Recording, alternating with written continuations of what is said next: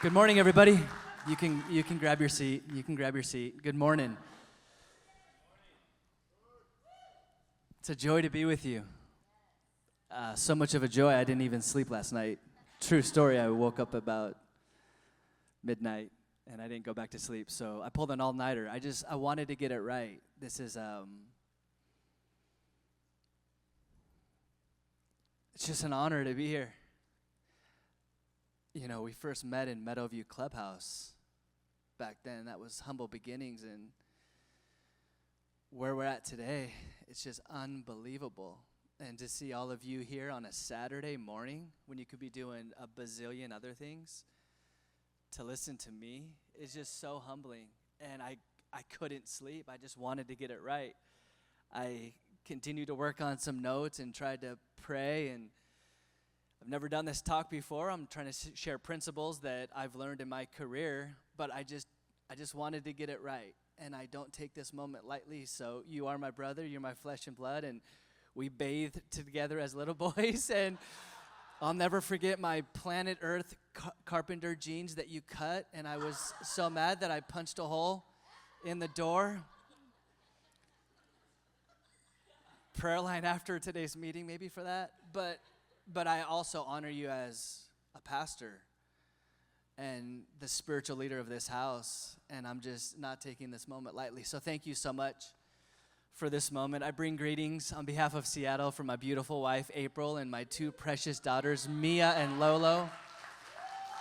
Mia's doing her first ballerina birthday bash tonight, so she's all ready for that, and Mia's just turned 15 months, and she's walking everywhere right now and learning how to talk and barking in her own little language, and they would love to be here, but unfortunately they weren't able to be here. This was a quick trip for Daddy to just come down here, but we are your family 1,000 miles away, just up north. It's raining there right now. It is not sunny, but we tune in regularly, and we watch, and we support financially, and we support through prayer, and we are just so in awe of what all you are building here.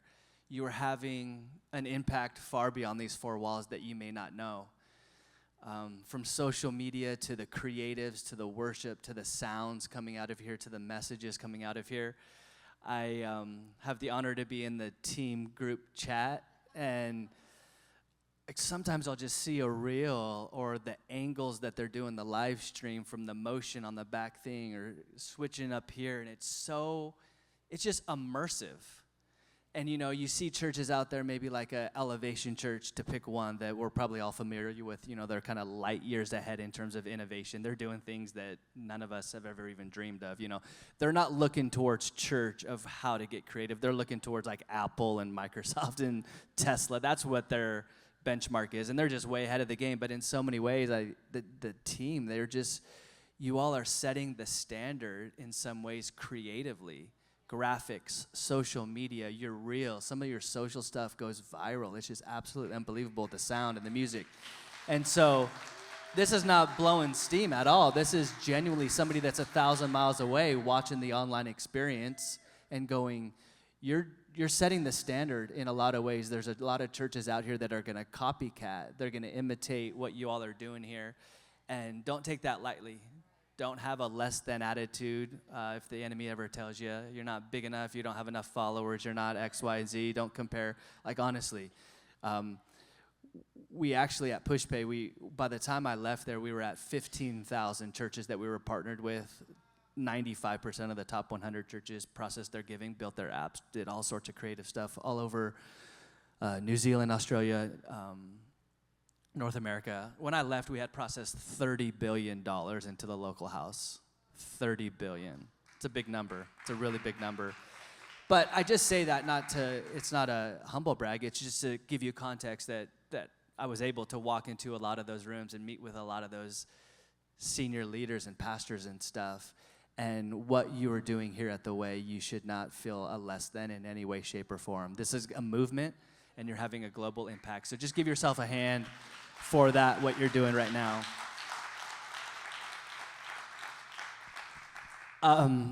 It was a great introduction that Pastor Matt was doing. I was almost just like, keep going. I don't even have much to say after what he did say, but I hope that I can complement it.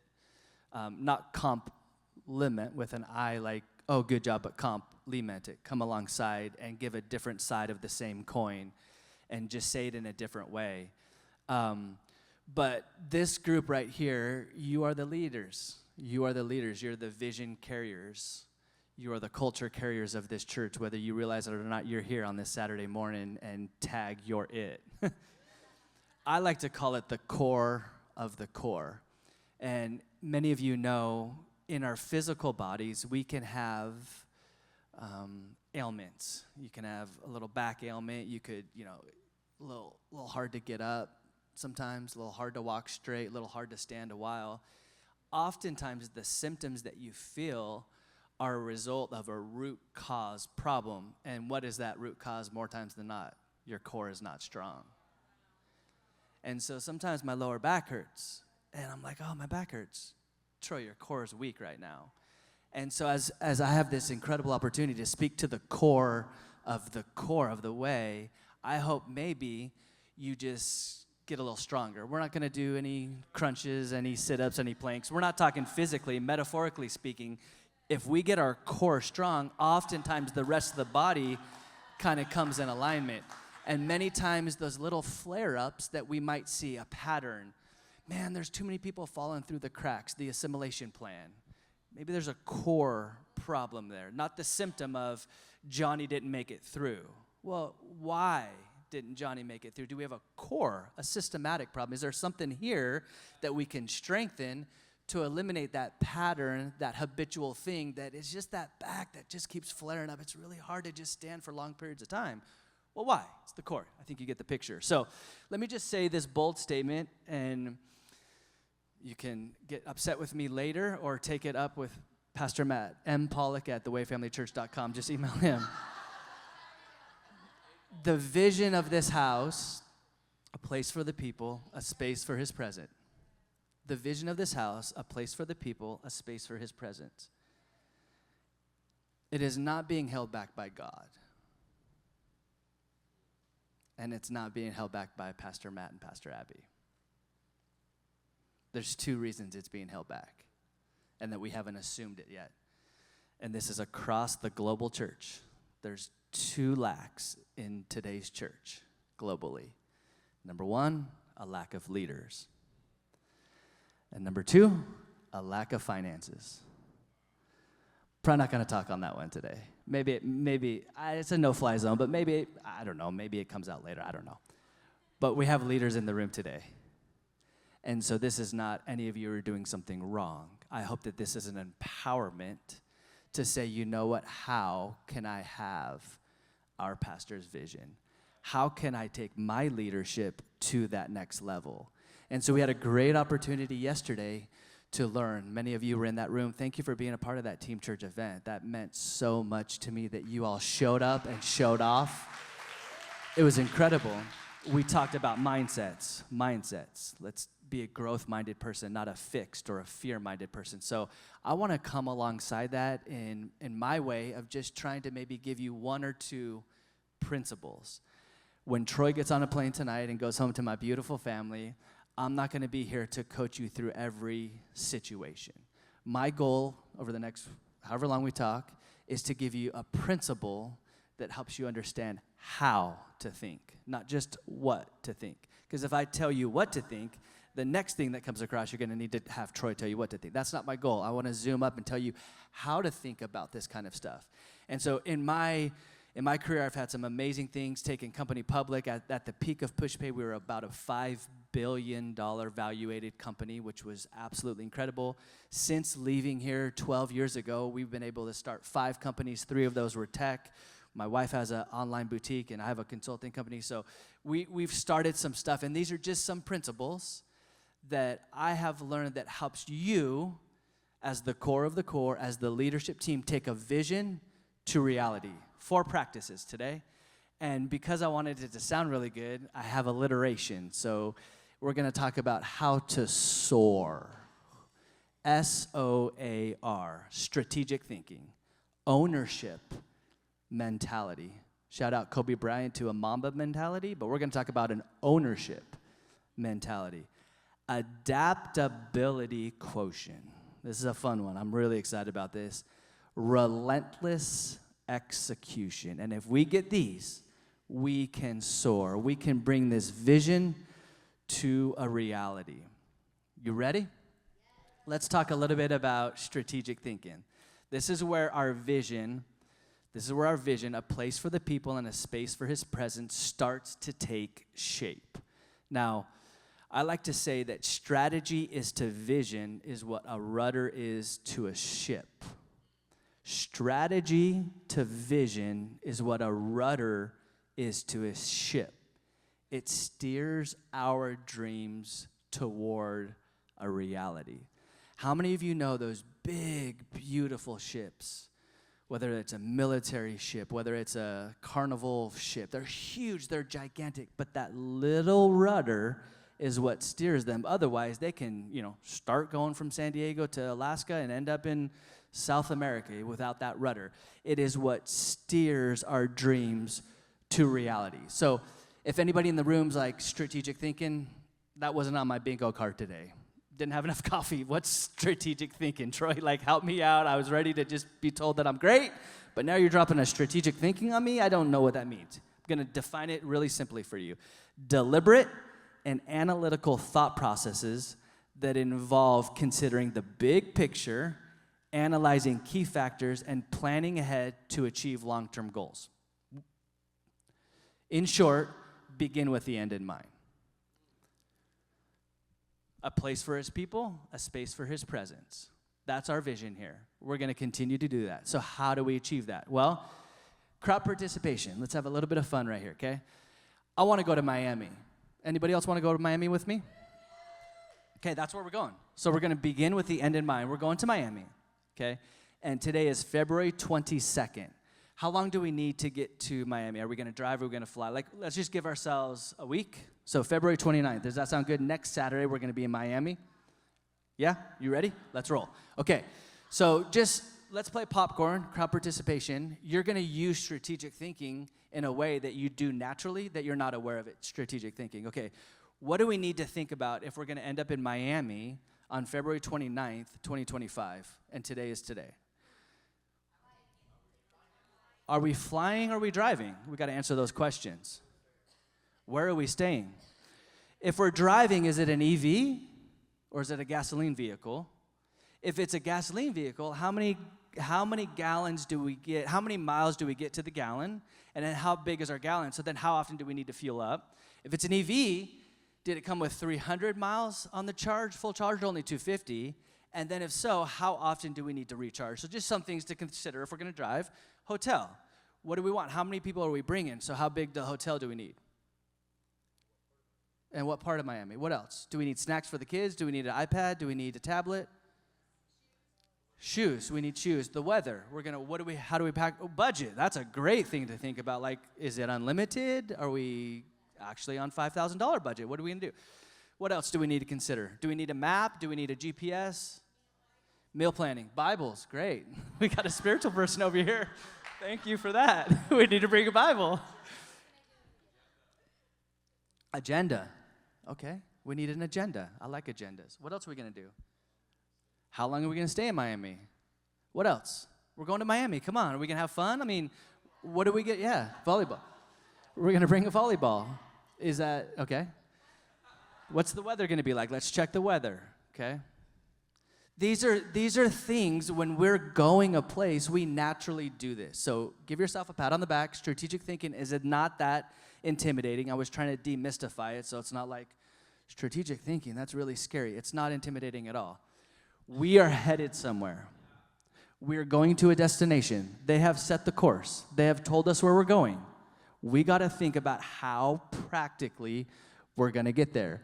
It's been said the best way, in fact, the only way to eat an elephant is one bite at a time. You look at this big, hairy, audacious goal, a big hag. We want to be a place, we want to be a space, a place for the people, and a space for his presence. What does that really mean? That's big. That's a big thing. What does that mean? Well, we take it into bite-sized stuff. Do you want to walk in here? If it's a place for the people, do you enjoy coming to church to this place? Is this a building that you're proud of? Is this an experience from the parking lot to the platform that you enjoy? I'm in my Bible plan, and we just went through Leviticus, and we just went through Exodus, and we just went through Numbers. He was pretty specific of how he wanted this Ark of the Covenant to be built.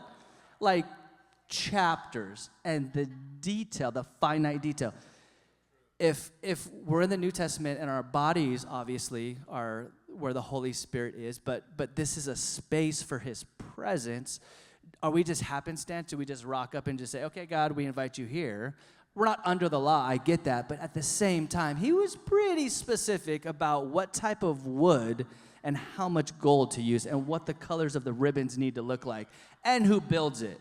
Very specific. So, like, let's not just show up on a Sunday morning and just be like, yeah, it's a place for the people and it's a space for his presence. We have a part to play in this, and let's be, like, strategic about how we are going to achieve that. Is that the best experience that person can have the moment they pull in here? The parking lot. We had a great experience today, but is that the best experience today? How are we thinking about that? If we invite our friends, if we invite our family members, what is that like?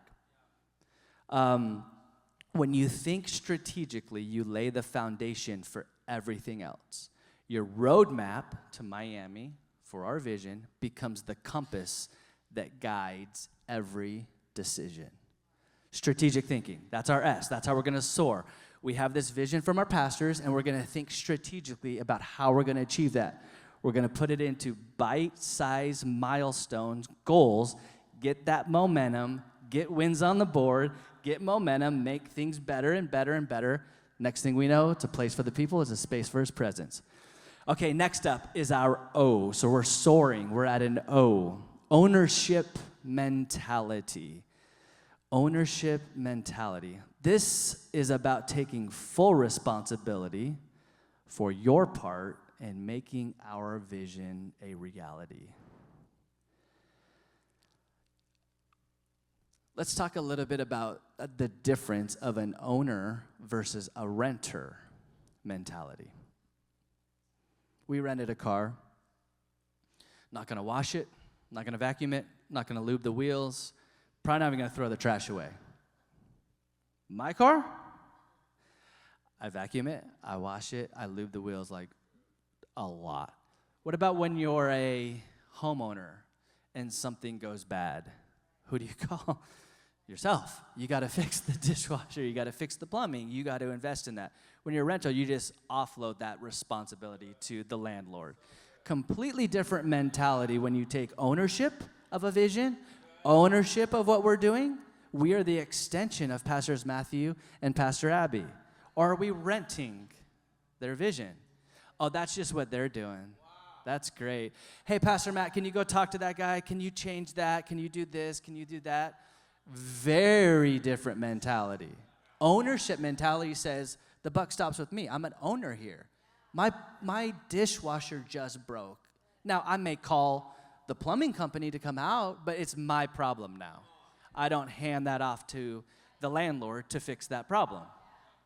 You ever been in this? You ever rented something? You just don't have the same pride. You don't really care when things go sideways because that's somebody else's problem. Again, we're the leaders. We are the core of the core. And if we get an ownership mentality of this house and this vision, we think about things differently. I said I wasn't going to talk about money, and I did also say it might slip out, and this is that part, it might slip out. As owners, if you're not tithing, you're renting. I'm sorry. I'm just sorry. That if you're wrestling with that today, again, I'm sorry, but may that be your one takeaway today, is as an owner, I pay the bills. Understand my heart, we're not paying bills here, we're serving God, we're doing the storehouse, we're giving, I get it. Just understand my heart and what I said right there. If that's your takeaway today, please wrestle with that. Because as a homeowner, I can't look to somebody else to pay the mortgage. The water, The electricity, Comcast, internet. I mean, the bills line up. So if that's your takeaway today, I'm sorry but I just think it's you have to have that mentality. If you're not tithing, not tipping, not even just participating, are you not tithing? Because God has called us as the core of the core, tithe. We're not even talking about the blessings on the other side of the tithe. We're just talking about a mentality of having an ownership mentality. Okay, I won't come back to that as well too. Done. Here's one thing I learned as an owner to over-communicate. And I worked with a bunch of software engineers. Any software engineers in the house? Shout out to all of our software engineers in the house. They are very black and white. They work in zeros and ones, and there is no shade of gray whatsoever in these software engineers. And they're amazing at what they do, but that's their binary. Is it black? Is it white? And so when I would be trying to communicate to them, like, hey, let's build this on the app, and I'd lose them. So I learned this little hack, and I'm going to share this one line with you that I think can revolutionize the way that you communicate. Not just here at church. This is with your spouse. This is with your kids. This is the way you order your Starbucks drink. When communicating, don't aim to be clear enough that you can be understood. Aim to be so clear that you cannot be misunderstood. And I think as owners, you've heard it said before as culture carriers, like vision leaks. And Pastor Matt up on the mountaintop, like Moses, would meet with God and then he comes down all the way and then shares it with one person. And then that game of telephone happens and the message can just get diluted so quickly. So Pastor Matt with the lead team on Tuesday has a meeting, but by the time it gets to the frontline volunteer on Sunday, the message has changed a little bit. And rather than the passion and the clarity that he shared it with, it now comes out something like, hey, maybe we should think about doing this one day. But it's just different. But if we all as owners, we don't aim to communicate in a way that it's clear to be understood, but rather we say, I want to go one bigger than that. I want to communicate so clearly that it's impossible to be misunderstood. I've done that with my wife. I've tried to do it with my wife. I try to do it in everything I do. I fail more times than I win. I get it. But if we aim to that, we can communicate that vision so clearly as culture carriers of this house. What are we trying to do? Are we making a safe place for people? Are we reaching the lost? Are we communicating the way we really want that worship set to go? Or we really want these first impressions to be set up? Communicate in a way that it's impossible to be misunderstood, and that will change your life. And so I ask you this question as you think about every youth gathering, every service that we have, every Saturday morning, every Sunday morning. Ask yourselves, why are we here? What are we trying to achieve? What's the goal? What's the mission here of this particular gathering? Because oftentimes in this cyclical event business of putting weekend services on every Sunday, Sunday's coming tomorrow, and then it's coming in a week, and then it's coming in 2 weeks, rather than just kind of going through the motions, if we just stop and ask ourselves, what really are we doing? Are we creating an environment where somebody that doesn't know Jesus, who is at the end of their rope, can walk into this place and be welcomed and encounter God's Spirit? Then how do we remove barriers so that they can do that? Do we need to hug them more? Do we need to hug them less? Is the sound, is the feel, is the language that I'm using here conducive to somebody that doesn't know the Christianese? I'm just asking questions. But if we back up and ask ourselves, why are we here? What are we trying to achieve? What's the goal of this youth gathering? What's the goal of this outreach event? What's the goal of this weekend service? We are going to get some of those desired outcomes that we want. So when you embrace an ownership mentality, you're not just following a plan, you're driving our vision forward. That's what an owner does. I'm driving our vision forward. You got more in you? Okay, let's talk about adaptability quotient, AQ. I know this is fairly new, and that's why I love it. I don't even know if you've ever even heard of this, but We know intelligence quotient. We know IQ. That is intelligence, that's your knowledge, that's facts. That's how smart you are. They test this. They've done this for a while. EQ, emotional quotient. So EQ kind of came on the map in the late 90s, but really got good, I think, in the early 2000s, 2010s. Oh, they got good EQ. They're really good at EQ. I'm not talking sound engineers like, can you EQ me? I'm talking about the EQ of emotional quotient, emotionally understanding yourself and the others in different situations. So in differing situations, how is she feeling around me? Do I come in hot? No. She's got a look on her face like a do not disturb. So I respect that. That's EQ. It's like, oh, I'm not going to go there. I'm just not going to do. That's called EQ. That really got big. Hey, you got really good EQ. That got big. That was really good. The new one, late breaking news, is I'm going to tell you about AQ, okay? It's called Adaptability Quotient. This is the ability to adapt and thrive in an environment of change. In today's rapidly changing world, especially with all this tech around us that is reshaping how we work, being adaptable is the most critical thing that we can do today. So I'm excited about this one, and you can tell I'm excited about it. Okay, so when I was at PushPay, it was in tech. And so I came up and had this nice little talk that said something like this. The experts say in 5 years' time, technology is going to be 20 times more advanced than it is today. In 10 years' time, technology that we're using is going to be 1,000 times more advanced than it is today. And then in just 20 years, 1,000,000 times more advanced than it is today. Now, I understood that these so-called experts, like you can't really quantify it. It's just a conversation starter to get you to understand the rapid pace by which this technology that we all are using, we're consuming it right now, whether you want to or not, it's changing at a pace that is unquantifiable. That's the world we live in. We can't fight that. It's here today. But how do we adapt? How do we stay agile?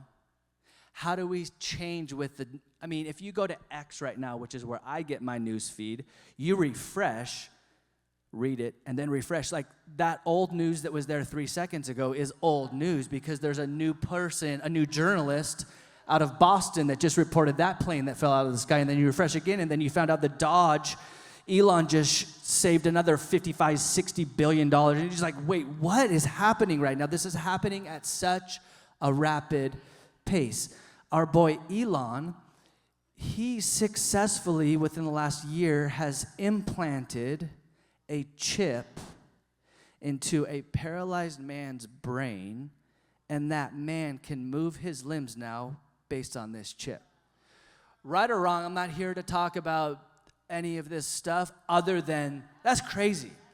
They have these robots that are basically doing our jobs. Your Chat GPT, knows you better than yourself. Spotify, when it gives you that, daily mix that just showed that old Nirvana song, I don't know, can we say that? Or that old Hillsong United song, and it just they just get me. It knows me better than, this is technology. This is the pace. We can't fight it. It's here to stay. So as a church, as leaders, how are we adapting to this change? That's AQ. And I think IQ was great in the 1900s. EQ was great in the last 25 years. But I think if we are really going to take this vision forward and be a leading church and affect this Riverside County region, how do we adapt with all the changes? Are we embracing it? Are we leveraging it? Are we meeting people where they're at? Because I read a study recently, prior to COVID. If you know anything about marketing, you know the law, the principles of 7, that you need 7 touch points before you make a buying decision. In other words, I'm thinking, so 2018, I'm thinking getting a new car. Okay, great. So I go to Google and I look in Toyota Corolla, whatever. That's 1 touch point. Then I see one on the road, that's 2. lady in the Starbucks line is driving one. She's like, I love my Corolla. That's 3 touch points. Our minds, the reticular guy in our mind, it starts to find this stuff. So there's 7 touch points on average that you would need to make a buying decision. What does that mean in church? Hey, you want to come to church with me? No, I'm good. That's 1 touch point. They see your banner, 2. They hear somebody else talking about it, 3. 7 touch points. That's the old days, okay? Guess where our number is at in a post-COVID world? It's doubled. 15 to 17 touch points a person needs to step foot into a church. And let's just freeze this frame for a second. Why? Well, I can date somebody and learn everything about you online before ever meeting you in person. I can feel you out. I know your religious belief. I know your favorite color. I know the date of birth. I know your zodiac sign. I know your Enneagram. I know all your social media before I have to commit and actually go on a date with you. That's how people process the world today. I can feel you out. I can sniff you out. I can look at your social. I don't even need to follow you. I don't need to define that relationship, but I can get a view into your world before ever making that commitment. But we, as good-meaning church people, think we invite our neighbor one time. Hey, come with me to a church event, and they're just going to rock up with you? No, they need the sniff test. They need to feel this out. And mind you, what they're going through in their mind is there's going to be a lightning bolt from heaven that rains down that place. I'm not belonging in church. I was hurt by church. That one newscaster person or that old church leader had that affair and all church is corrupt because that one person stole the money. Like, understand really where people are at. So how does that, so I say all that not to create a problem, but an opportunity to say, how does that change our marketing? If we know what people are dealing with, why they're not coming to church in droves as a first-timer, what it takes, how can we have on our website, here's a little bit about us. Watch a 2-minute video so they can sniff us out, so they can find out. Because if they walk in this building, what are they walking into? They don't know. Are they going to have to give their testimony? Are they going to be speaking shundi bundis? Are they blowing horns? Is there Israeli flags all over? Like, this is where people are at, because everything else, they can read a Yelp review about the new restaurant before going there. They can look at the menu. Anyway, just things to ponder. As we are adapting with the times, how do we be a leading church like we are on social and worship and our messages? How do we also think about that to grow the church? And these are the questions that people are wrestling with. They are not going to church. They don't wake up Sunday morning going, I'm just going to walk over to the way today. That's just not their thought. And if we're aware that on average they need 15 touch points in a post-COVID world so that they can understand exactly what they're getting into before stepping foot in here, how do we meet them where we're at? What's our social like? Are we showing them behind the scenes? This is what you can expect when you walk up, and that's what we share somebody. Is there a touch card? Is there a QR code? Is there a tour of the building online? I'm just asking questions as we adapt and understand where people are at. When they go buy a car, you can buy. I live in Sammamish, Washington, and it's very tech heavy. Microsoft, all neighbors. Microsoft, Amazon, Meta, Google, and you name it. 95% of these folks have bought that house without ever stepping foot in that house. It's a virtual tour. That's what they do. They work in tech, and this screen is where they live their world. So whether it's $500,000 house or a $3 million house is irrelevant. I'm used to experiencing life through this screen right here, and I can do a virtual tour, and I'm going to buy the Redfin agent that's only going to get a 1.5%, and I'm going to make the whole entire transaction through here. I go get the keys, and I now move into the house without ever touring it. That's the world that people are doing right now. So how are we leveraging that? I believe a superpower for us is this AQ. It's the ability to evolve, harness new technologies, and seize these opportunities as they come, and then stay flexible because it's ever changing. Hold loose to the method, hold loose to this, hold strong to the mission. We're going to reach people. We're going to share Jesus with people. Okay, we doing all right? Okay, last one. Thanks for all the help on the slides, by the way. Hopefully that's making sense back there. Okay, now we're going to talk about relentless execution. So we've talked about we've talked about strategic thinking. We've talked about this ownership mentality. How are we communicating? How are we being the culture carrier? We talked about adaptability, and now we're going to close it out. This is the principle that we need to bring a vision to reality. Ruthless execution is the moment when an idea stops being just ideas and it transfers into reality. This is where we leave our excuses at the door and we get down to business. Let's build the way family church. When I was at PushPay, we were called a hyper-growth company. At our peak, the only proxy, the only company close to our growth was a company called Slack. Anybody ever heard of Slack? Unbelievable. It's an internal communication tool. We went at PushPay from 10 million in revenue to 100 million in revenue in 27 months, so just over 2 years, 10x growth. And as you can imagine, staff size, systems, processes, everything has to change. When you're holding a tiger by its tail and you go from 10 million to 100 million, everything changes, like daily. It's just changing. And I learned that you can have comfort or you can have growth, but you can't have both. They don't coexist, unfortunately. You can have comfort, you can be comfortable. I like our church, I like knowing everybody's name. I like 2 services. I can put our church in this box. That's comfortable. I know it's predictable. I know blah, blah, blah, blah, blah. The list goes on. I know everybody on Planning Center by name. I know all of our kids' volunteers by face. I know all the kids' names. It's comfortable. It's great. Or you could have growth, but you can't have both because growth is not comfortable. If you ever do some curls or do some push-ups, you're sore the next day because you exercise something, you're growing. If you didn't do it, you'd be comfortable the next day, you wouldn't be sore. Can't have both. So we can have growth or we can have comfort. That season for me was very uncomfortable. I felt like I was being stretched like Stretch Armstrong. Remember, I was a kid that grew up in Temecula, Murrieta, California, servant great here at the way, and then all of a sudden you transplant me and to the founding team of PushPay, and we're on a rocket ship. I had to learn a lot. I'd never scaled a company. I've never taken a company public. I had to learn a lot. I could be comfortable. Mommy, Dad, I'm going to come back home.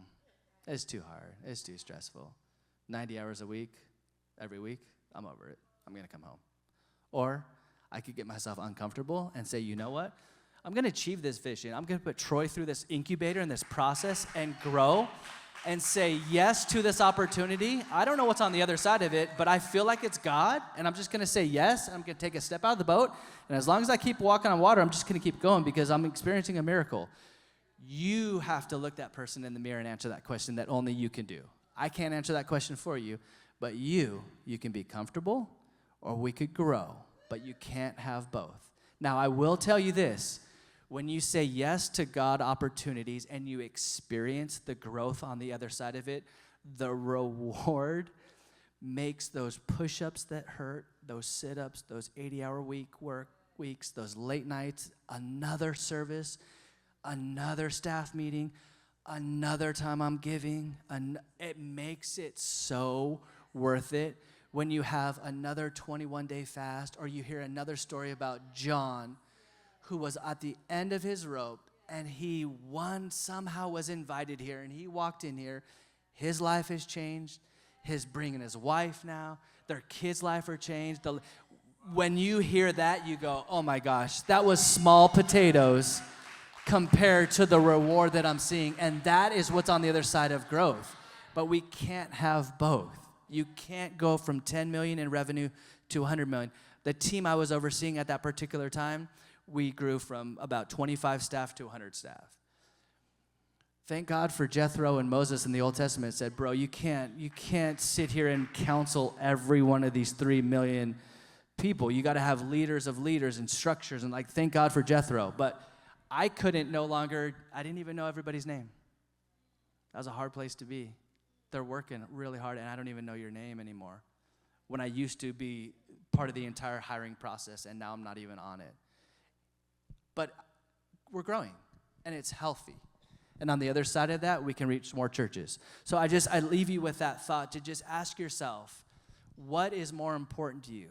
Is it to be comfortable, to know everybody's name, to feel like a family? It's great. That nothing is wrong with that. I truly believe that God's hand of favor is on the way, especially this year. It just feels like there's a growth, there's like an undercurrent, there's an underswell. I don't know how to put my finger on it, but I feel it from Seattle. I feel it 1,000 miles away when I tune in. I don't know, but it just sounds like, and it feels like, and it smells like, and it's like one of those things where I just feel like something is happening here. God is positioning us in a way that growth is coming.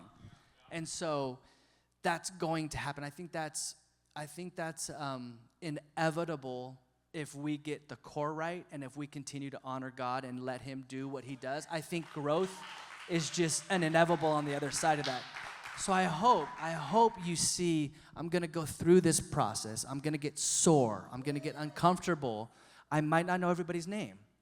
You know what? I might not be the single point of contact in every communication to every volunteer team. It's okay. It's healthy. Healthy things grow. And there's structure underneath it. And there's more voices. And then we get in this room next year, and there's people that are now all the way in the back. And the core group has doubled in size. And now there's more owners. And there's more people that are thinking strategically. And then there's more people that are adapting. And then there's more people that are saying, you know what, I'm going to get ruthless and relentless on my part of this execution. So execution, sorry, we got a little sidetracked. Execution is all about taking decisive action. It means rolling up your sleeves and doing the work. A brilliant plan is worthless if we never got in the car to go to Miami. We had fun talking about it, had a great plan, but we forgot to go. We just left that piece of paper right here, Tommy. We didn't even get in the car and go. How many times does Pastor Matt, after an incredible Sunday, after an incredible staff meeting, do we leave that plan right there and go about our business and forget to actually work the plan? We have to execute. It's on us. Can we be the Aaron and the Hur holding up Moses' arms? Can we be that? They can't do this by themselves. That's why you're here on a Saturday. A mentor of mine one time told me this profound thing because I was, growing as an executive in corporate, and he just kind of looked at me and he's just like, "Can I say something to you? As an executive, you execute." Wow, that's deep. That's pretty deep. As an executive, as a core team member, what is your job? Get stuff done. Do the stuff. Execute. Don't just wait for them to tell you what to do. They can't do everything. His job is to hear from God. Their job is to be united. Their job is to bring the word. We are the hands and feet of Jesus and do the work of the ministry. We have to execute. We can't wait for him to follow up and then send the text again on Wednesday. Hey, did you guys get that done yet? No, if we're going to over-communicate, if I'm an owner, hey, Pastor, just want to let you know that's been completed. Is there anything else I can do for you? What kind of text does that look like versus him checking in on me? Hey, Troy, remember that one time I told you to do this? How's that graphic package coming? Oh, sorry, Pastor, I got so busy. I was busy with this and this and this. I'll get to that this weekend. He's babysitting me. We're beyond this stage. I have babies, you have babies. We're way beyond this stage. What if I proactively send him a text? Hey, Pastor, this has been completed. It's amazing. Let me know if you want to see it, if you want to weigh any feedback. But I put my hand on it. It's a 10 out of 10, no notes. From the new Sonic movie, I think it is 10 out of 10, no notes. Sorry, I have kids. Anyway, that's just that's a totally different text to send to your department head, to send to your leader, to send to your pastor. This has been completed. Let me know if there's anything else versus waiting to be told, hey, can you give me a status update on the project? If your upline, if your boss, if your manager, if your department head, if your pastor has to send you a text asking about something, it's too late. We're over-communicating. and we're communicating in a way that is impossible to be misunderstood. Okay. Is this okay? Okay. Okay, so these are the 4 practices that, again, I just hope one thing stood out to you that just helps you not what to think, but how to think. We're experiencing growth. We're on this freight train of momentum that we're holding right now. We are the core of the core, and hopefully our strategic thinking, our ownership mentality, our adaptability, or our ruthless, relentless execution. Maybe one of these stood out to you, and that's what you're going to work on tomorrow, and you're going to work on this week. Hopefully that, and it just teaches you how to think about a vision that comes down, a new ask that comes down. Take an initiative. I just noticed that there was some dirt on the walls. I didn't wait for him to tell me that there was dirt on the walls. I actually am an owner, and I don't want dirt on the walls because this needs to be a place for the people and a space for his presence. And in Leviticus, man, could you imagine if there was paint on that Ark of the Covenant? Whew, that wouldn't have gone very well. Okay, so strategic thinking, it transforms big ideas into clear, actionable steps. That's what strategic thinking is. Ownership mentality. Take full responsibility, not partial responsibility, not, oh, that was my usher lead's responsibility. No, that was the kids director's responsibility. No, you're an owner. It's your responsibility. And communicate so clearly that you cannot be misunderstood. Adaptability. Embrace change. We are changing at the speed of light. Technology is changing. The world is changing. How are we embracing that change and turning obstacles into opportunities? Lastly, relentless execution. We're going to act with the refusal to go off mission. We're going to act with the refusal to go off mission. Well, thank you, everybody. We're going to just open this opportunity to do Q&A. If anybody wanted to ask Q&A and drill into any of this stuff. Is there any questions, any thoughts? Hey, get some sleep now. That was incredible. Come on, can you tell them how much we really got?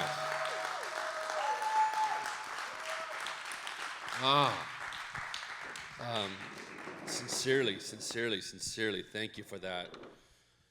I so love that because I think we're spiritually top-heavy here because of your leader. And so I think we're deficient in this practicality, but you have to have both. It's both and. It's not one or the other. And we have to become a both and church, and I think Troy just hit the nerve of it all. You guys, that honestly could transform this world. Just some of those. That was amazing. That was amazing. So thank you sincerely for coming and pouring in, and I could listen to that all the time. And I was just really blessed by it. Let's do this. It's 11:15. Let's go for another 15 minutes. And we thought how to end it, but maybe just some questions and answers. I want to stay kind of clear out of it. But if you maybe have some poignant questions regarding this, I understand that there was a lot to that. I understand that a lot of that was even new concepts, new ideas. Troy came from a different angle, but in the heart of the Spirit of God. So maybe we can facilitate just real quickly some questions and some answers. If anyone has anything. Okay, let's do this. Yeah, thanks, Tommy. We'll just hand the mic over. See that ownership mentality? We're already starting. It's a little thing. It's just little things. Just took the initiative. Didn't wait to be told. Thank you, Tom. Thank you, Troy, for being here. So, my question is, because I've been coming here for about 6 years now, and I don't know why I'm nervous. I've been coming here for 6 years. And I truly love pastors, love my church family. So what would you say, like sometimes me as a church member, I, let's say ownership. Like I try my best to do, many of us do, to do everything that God has called us to do here. But if as far as like one of the things you said is how to make sure that you execute the plan. Like if we're not, let's say, a staff member, we're, a member taking ownership, but maybe we don't know what the full plan is, other than, of course, growing his kingdom, inviting people. But you know what I mean? Like sometimes I think that for me, I might just be speaking for myself, sometimes I do feel that is missing for me personally. Does that make sense? Yeah, I think I understand, and thank you for that question. You did a great job articulating that question. How do I practically execute a plan if I don't know what the plan is? Abby and I had the privilege to spend dinner with Pastor Kevin and Sheila last night. They're pastors, and they just rave on Troy. And this is what Pastor Kevin told me all night. Troy is the clarity king. I don't have clarity. I talk to Troy, and then he recites it to me with clarity. Listen, visionary leaders don't have clarity. You want clarity? We don't have clarity. You got to have people around you that have clarity. So here comes Clarity King. That's really funny. I would just say a couple things that came to mind as you were asking that question is first ask a question. So whoever your upline is, I don't know, your department head or what department or who you serve on or them, or just, ask questions. Just say, is there something I could be doing right now? Is there something that I could help with? Is there a need that needs somebody to take ownership of? A sticky statement that I think could help you is see a need, take a lead. Wow. And it rhymes, so it must be true. I think asking questions, and that'll help formulate that plan. That goes a long way rather than waiting to be told, because newsflash, people don't think about us as much as we think they think about us. Barna or whatever study said, you think your manager thinks about you 95% of the time, but your manager actually thinks about you less than 5% of the time. They're thinking about themselves and their own worries. And so your department head is swimming and probably just trying to execute tomorrow's service and make sure that the volunteers show up and the light works and the smell in the room is not bad and the pastries are out. Like we're building ministry and it's survival and it's hard. A breath of fresh air, a fine, like a different frequency is a text 2 days prior. Hey, I got a little extra time on this Saturday. What can I do to prepare for tomorrow? What can I take off your plate? They may say nothing. But that is an ownership mentality, is how can I initiate? How can I do that? So if you see a need, take a lead, ask questions.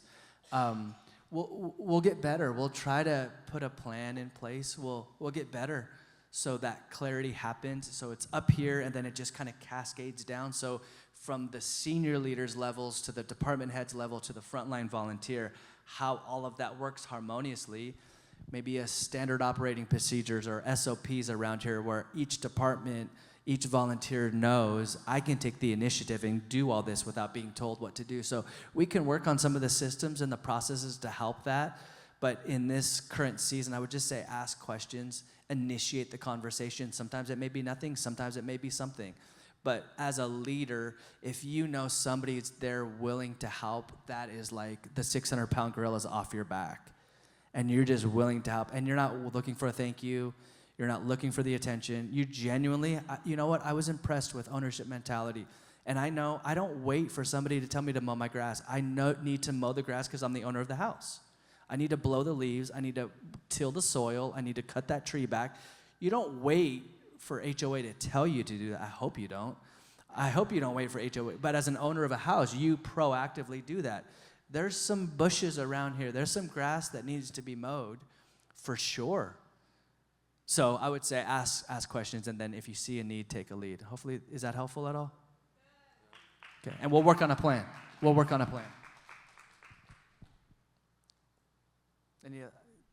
there a question, Marcus? Did you have a question?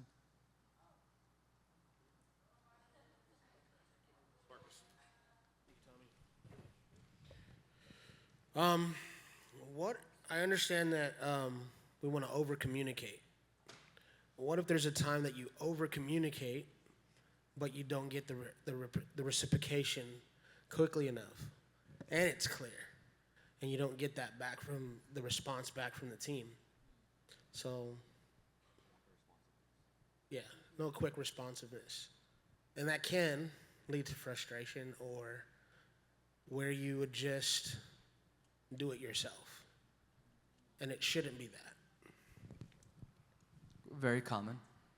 remember you're dealing with volunteers.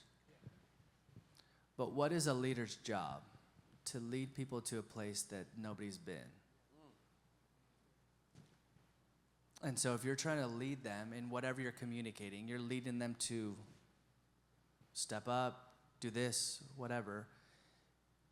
Human nature isn't like just, I'm on board, I've done this already. Like, remember, you're bringing people along a path to a place, to a destination that doesn't exist quite yet. If it already existed, we would be there. We would need to send the text. So as a leader, don't look for everybody to welcome it with open arms and rah-rahs and pom-poms. Remember, you're bringing people along a journey. So, I would say that. Remember what you're dealing with, and they have jobs, and they have families, and they're volunteers, and they have their own world to work through. But then I would say, don't also do the other side of the coin. So there's grace, but then there's also truth. And at the same time, you hopefully today got a couple tools in your tool belt to have a table of truth conversation, perhaps, with somebody. Or, hey, Susie, everybody in the group chat gave me an emoji response when I asked, can you give me an emoji that you've read this? You were the only one that didn't. Is there a reason why? Don't assume, just lead with questions. If it's beyond that, if it's like, hey, you were supposed to set up and you didn't show up at 8 and therefore the event was hindered because of that, like, I would have started that question with, hey, Peter, how do you want people at the way to perceive you? Guaranteed, Peter goes, I want them to perceive me as trustworthy, as a good person, reliable. Okay, Peter, all 3 of those, you didn't achieve that based on you not showing up at 8 to open the building that you were entrusted with. And so I think when you lead with questions, oftentimes people arrive at the destination and you're just kind of a mentor or a coach themselves. Remember, I don't think that there's, and I know there's nobody in this room, but I don't think there's anybody in the church that is malicious. That like, I want the way to like suck. Like, I don't think anybody's thought that. But sometimes our inaction gives that impression. But speak to the giant in Peter, and Peter, how do you want people to perceive you? Guaranteed, trustworthy, honoring, reliable, a good man, a good teammate. Like, everybody wants that at the end of the day. Right. But you didn't achieve that because this is what happened. And you don't like need to stick his face into it like a dog in their muck, but like, man, that really let us down because now I had to get here and open the building, and it was 8:30. We were 30 minutes behind. The team was late. The youth wasn't able to get there and get changed on the bus to the shuttle to this. Going to give you another chance next time. Can you show up and show off and show me that you have this ownership? I just think that typical, it's not this big ordeal. You got to take him out to dinner. You got to reprimand Peter. It's just like, hey, can I talk to you for a quick second? How do you want people at the way to perceive you? And then they just lead them into the conversation. So maybe those 2 things, like, Susie didn't respond and you asked her to respond and she's the only one that didn't. And she's constantly the only one that doesn't do the emoji when you ask for people to confirm on Church Center that you've read the message. And she consistently doesn't. That's an issue, that you want her to be a leader. She's a culture carrier. She's your right-hand person. Have a conversation. Peter missed it. Ask questions. How do you want to perceive around you? I would say those are two ways to address. And as leaders, like, we're never immune to this. By the way, Elevation Church or whatever company, Apple, like, you think that they're immune to this. They're not. Their problems are just bigger. And their conversations are bigger because it impacts thousands or millions of dollars. But the principles, we're still dealing with people at the end of the day, and we give them grace. But if we don't follow it up with truth, they can never grow. And now we are a deficient leader because we're not mentoring and growing people. And if we don't have that course-correcting conversation with Peter, guess what's going to happen the next time at that 8 o'clock? He's not going to show up because he got away with it the first time. There was no course-correcting conversation. But give him a chance. We owe it to these people. These people have submitted their lives. They want to get better. They want the vision to grow. Let's do the tough thing and help them grow. Hey, Troy. It's powerful. I mean, hold on, Tommy, just one second. This is really powerful, and I want to just insert pastoral for a moment, and I'll go to what Troy is saying regarding ask is the biggest thing. Jesus led with questions. Listen, ask. Always seeking knowledge. Always seeking knowledge. You only know what you know, and without a question, you'll never learn more. You have to lead. Jesus said, who do men say that I am? We lead asking questions because we're seeking knowledge. Always seeking knowledge. Jesus said, who do men say that I am? But who do you say that I am? It showed him where his team was and what he needed to improve on. Where are you at? How are you feeling? Lead in relationships. You be the asking questions. Last night when I'm sitting across from Kevin Gerald, it's not what I have to say. I have nothing to say to him. It's me asking him questions for 2 hours to get out of him wisdom I need. It would be stupid for me to say, the way's doing this. Who cares what the way's doing? I want to know what he knows. What do you look for in a leader? Lead with questions. My pastor taught me, when you're around room, you stay quiet because you know what you know, but you don't know what they know. And you could learn something they know that could change your world. Always seek knowledge. And I thank you for imputing that to that. That's how Jesus led. We have 2 ears and 1 mouth. We should all listen twice as much as we talk. And if you asked Peter questions, sorry, I think we need to, let's follow this thought in this. Sorry if your name's Peter in the room. It's not you. No Peters. Hey, Peter, how do you want to be perceived? You might find probably 1 or 2 things happen. I overslept, and that's negligence on my end. I didn't set my alarm. I didn't wake up in time. There's a personal thing. Or you might actually find out that the kid was sick, or he had a disagreement with his wife, and now you can pastor that person and show them grace and put your hands behind. But if you only go in with, Peter didn't show up and then the monkey got put on my back and I had to come clean up the mess, you only assume you know the answer. But when you ask, you can find out he might actually be going through a very, very tough season right now, and he needs a breather, and him getting here at 8 o'clock was not the best thing, but he didn't have the courage to tell you that because he didn't want to let you down. But when you ask questions, you can learn, and then you coach, and then you pastor people. We're in the pastoring business, and you know where people are at. Yes, I would say to that also set the expectation by teaching them what you expect. So take what you learned today and now pour that. We just got poured into. Now go pour that into your team so you set an expectation so that you won't be disappointed. Now, and then if they don't meet the expectation, divert to what Troy is saying is then go, hey, what's going on? Why didn't you show up? Or in that way, you know what I mean? But if they don't know what you're expecting, it's hard for them to show up that way. So pour all this stuff into that new wineskin, you understand? So that, there we go. Thank you, Tommy. Like a key, and they'll teach it in Troy, like Abby and I would live a very simplistic life because we know what it takes for us to be at this level. So we've said no to a lot of things, but the things we do them well. But what you may not know is secretive. Even though we got home way late last night and early this morning and moving parts, and I mean, our life doesn't end. We walk out of the thing yesterday, Abby's on an emergency phone call with Brooke and kids. I mean, our life is very full, you can imagine. But what we do is we've simplified. We have morning coffee together.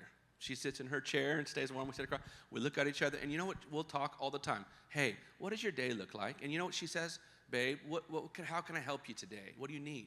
These are simple things, but you know what it does? It keeps us sync. It keeps our expectations going, and it enables our day to move in momentum. If you don't have that point, like you're saying, here's my expectations, here's our connection. You know, like she could say, what do you feel like for dinner tonight? I don't know, babe, you figure it out. I don't want to, but she's engaging me. What does your day look like? What do you need, and how can I help? And typically, it's not, whatever. But let's bite-size this. So let's if you take your team. Here's our connection, eye to eye, because I can't do that, but you can. You all can have connection with your team. So I feel like if I'm leading Abby and my family well, then everything else is going to steamroll. Does that make sense? I feel her support. She feels my support. Then I'll call her. I'm leaving the office. Do you need anything? Pastor, is that a 5-minute meeting? Yeah. All right. Ours goes a little, we're probably excessive. How many of you know the 5-minute meeting? Come on. See, look at that. So I think if we lead our teams that way, like having covered, like here, and even with your kids, like we've learned, if they're having a bad day or doing something out, we've always learned there's probably something going on. So if I just deal with the low-hanging fruit of problem, but I never get to like, hey, how are you doing today? Oh, they were like really ridiculed. We got to get to the issue. So if you never ask questions, and sometimes it's hard to pull it out of them, but if not, you're just dealing with the surface and you're losing the person. Don't lose the person. You want to deal with that. So we've learned that. For example, our kids, what's going on? Why are they distracting? And we'll pray and seek. But Abby, we'll have to maneuver, what's going on? And you find out, man, their heart was broken because the whole team did X, Y, and Z. So leading those ways, I think, can help us. And that's the way we'll lead a big organization, bite-sized, through you guys, carrying our heart, carrying the spirit of in the personality. And then one more thing, Ilse, I want to just say this is what I learned in my years. It's simple. I had the privilege to be an associate to men of God that I loved. The way I lead, always be the person you want someone else to be. Great. To me, the easiest way so I learned my season with him because I just wanted to be to him what he needed me to be. If you just want to be what you want someone else to be, serve that way. So what do you want from somebody? Be that. Just be what you want someone to be. So if my team, if I had, you be that. Kevin Gerald told me last night, the way you serve your way to get trust with leaders. If you don't serve them and serve, he goes, I have served men of God, family. How can I, behind the scenes, I've served these men of God. And he goes, now I have access to probably people I don't deserve. But he goes, I serve my way there. Yes. You serve, be who you want somebody else to be. And that will take you. Wouldn't you agree, Troy? Absolutely. Just be. So I knew what he wanted me to be. Greatest leader of all time, Jesus. Just doing to others. He didn't come to be worshiped. He came to serve. Can I share one practical? I think that this practical, I just feel like right now in this moment, we can bring all of this to a real practical thing that is, the paint is still fresh on the wall that I'm about to share. That I just think we can apply this in whatever department it is. At Champion Center, my church at home, we have a couple cultural norms. One of them is we express life. Express life with our face, with our actions, with our smiles. We express life. Well, we have a young college student who just joined the worship team. And he's kind of still new to singing and playing his guitar together.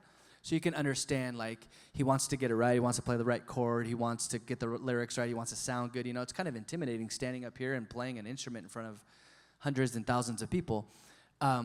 And so that was showing on his face. He wasn't expressing life. He wasn't being generous in gesture. And so our worship leader did a very practical thing. He said, let me watch game film with you. So they sat down on a Monday and opened the laptop and played the recording back. Wow. And I think this is safe. Andrew, maybe don't show this. And Zach sat with Ethan. Zach sat with Ethan and said, Ethan, what do you see? Tell me. That's a very uncomfortable thing for Ethan to go. Who loves watching game film of themselves? Said nobody ever. Uncomfortable, but guess what he saw? He wasn't expressing life. He wasn't generous in gesture. He was so clued in to, am I strumming the right way? Is everybody staring at me? Do they see how awkward I look? Like, all in his head. If he got beyond that and goes, you know what? They're not thinking about me. They're trying to worship God and figure out the fight that they just had on the way here and how they're going to pay their bills. And all I need to do is just smile and strum my guitar. And when the leader walks up, instead of me looking at my watch and checking my phone, I'm going to look at the back of their head with a big smile because I know that people are looking to me. Anyway, 1 week, from that Sunday to the next Sunday, Ethan was unrecognizable. Unrecognizable because the leader sat down and said, hey, just watch yourself. Didn't push their face into it and said, this is what I'm seeing. What do you see? Night and day different. 3 weeks later, this guy is expressing life. He is leading worship strong with a smile, with joy. He is now helping these people get to that place of expressiveness, which is what you do on platform. You're helping them, right? And so that's a practical thing. I don't know what that means in your department, but show them. Teach them the way. Hold them accountable to our core values. This is what we do at Champion Center. I mean, this is what we do at The Way. This is how we live. Now I'm going to teach it to you. And then I'm going to let you do it next time, and I'm going to co-pilot you, and then you're off flying on your own. So that's just a practical example of something very simple of holding true to our values, but somebody that's on platform, everybody is looking to them, and they're not expressing the life that we want. Let's have a conversation. Let's sit down. Do you have 30 minutes to just watch the game film back and tell me what you see? Here's what I see. Bonding. There's a trust now. I'm not going to expose him. We're protecting each other. There's a bond that's built that's so, and now you can hold me accountable, and you can be like, hey, Troy, like my wife does all the time. Hey, Troy, you happy? Babe, I'm so happy. Can you let your face know it? Because I'm heady. I'm thinking, like, what am I saying next? What am I doing next? Oh, I forgot. I got to, yeah, okay. But you can now coach that person moving forward. Hey, this is what we do here. And it's Introvert, extrovert, introvert. It's 11:34. Thank you all for your time. Unless there's one like pervasive, important question, but there's so much covered today. And you'll come back?